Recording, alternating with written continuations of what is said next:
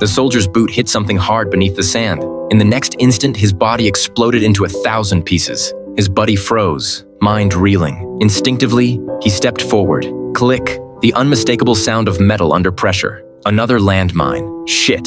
His ears were still ringing from the blast, the world muffled and distant. When his hearing finally returned, he stared at what was left of his friend and screamed until his throat went raw. But this wasn't the time to grieve. He forced himself to focus. Carefully, he dropped to one knee and pulled out his combat knife, probing the sand beneath his boot. The blade scraped against metal. Definitely a mine. Scanning the area, he spotted the radio about 10 feet away. He untied his bootlaces and fashioned a makeshift grappling hook with his entrenching tool. After several failed attempts, he threw it with everything he had. The force nearly lifted his foot off the mine, but miraculously, he snagged the pack.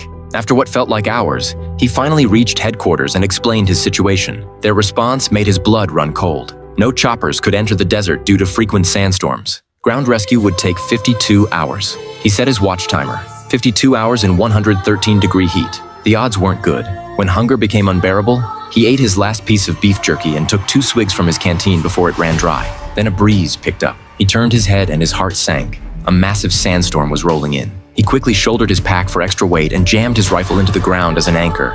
By some miracle, he survived the onslaught, gasping for air. Grateful he hadn't been blown off the mine, his friend's body had been dragged by the wind to rest at his feet. That's when he noticed the radio was gone. He spotted it 30 feet away, carried off by the storm. All hope drained from him. To make matters worse, he'd already emptied his buddy's canteen. He fired several shots into the air and shouted for help, but the desert remained empty. Hours passed. The sun blistered his face until skin peeled away in sheets. Desperate, he tried to drink his own urine, but gagged on the acrid smell. Then he saw her, a little girl approaching with strange, uneven steps, carrying a water bottle. He grabbed it and drank greedily.